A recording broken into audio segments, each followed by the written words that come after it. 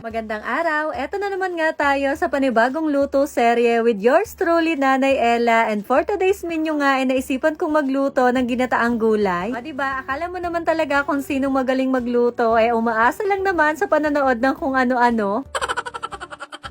First time ko nga magluluto nitong ginataang gulay na merong sahog na hipon at medyo nakaluwag-luwag nga tayo today. Mas masarap nga sana to kung meron pang crabs, kaya lang hindi na kinakaya ng bulsa ko, kaya eto na nga lang munang hipon sa ngayon at halos nasa 200 pesos na nga yan. Kapag yung mga ganitong may gata pala yung niluluto ko, yung ginagamit ko na nga lang ay yung nasa sachet kasi feeling ko okay din naman yung lasa niya at masarap din naman. Sama-sama ko nga lang dun sa kawali yung gata, sibuyas at luya, tapos meron pala akong ginayat na bawang dyan kasi dapat nung una ay igigisa ko nga siya, pero nagbago yung isip ko kaya ayon, para hindi masayang ay sinama ko na din. At habang pinapakuluan ko pa ngayon sa mahinang apoy, kinuha ko na nga muna itong mga sinampay ko sa labas na inabot na nga ng dilim. At habang nagluluto nga ako, ito namang si Bale parang lilipad na sa sobrang taas ng pagkakatalon kasi tuwang-tuwa nga siya dito sa pinapanood niya na paulit-ulit na at sa ulado na rin naman niya kung ano yung susunod na mangyayari.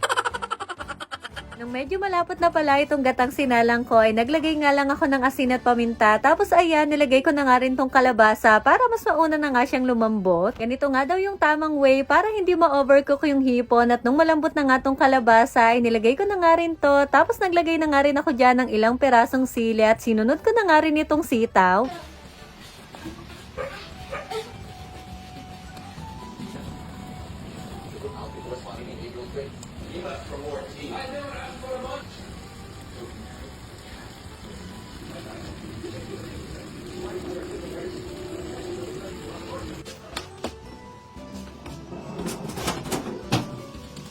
Fairness naman dun sa niluto ko, mukha rin talaga siyang masarap at mapaparami ka talaga ng kanin, pero dahil hindi naman kumakain nun si Bal, eto't nag-air fry na nga rin ako ng para sa kanya. Nga lang hindi ko napansin na maanghang pala tong nabili ko at hindi rin niya nakain, kaya naman ayon, bumagsak na naman nga siya sa favorite niyang pritong itlog.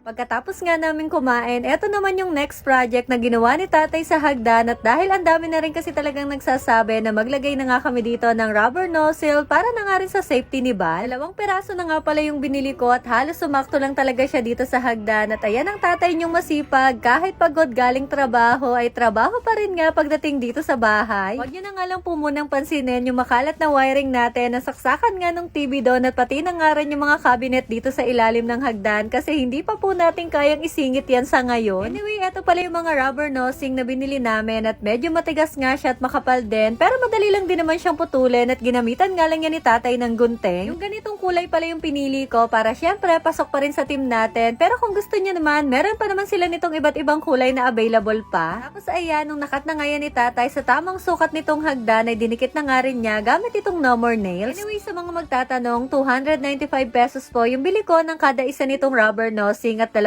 peraso nga yung nagamit namin at meron na nga siyang 8 feet yung haba kada isa. Katapos nga niyang idikit lahat itong mga rubber nosing, naglagay muna siya ng mga ganitong tape para mag-set down muna yan at hindi naman umangat agad. At ayun, kinabukasan na nga namin yan inalis at ganito na nga yung naging itsura ng hagdan natin at in fairness, maganda rin pala talaga to. Medyo mahal nga lang siya pero para sa akin ay sulit naman. O siya, paano? Eto na nga lang po muna ulit for today's mini vlog at ayun lang, salamat!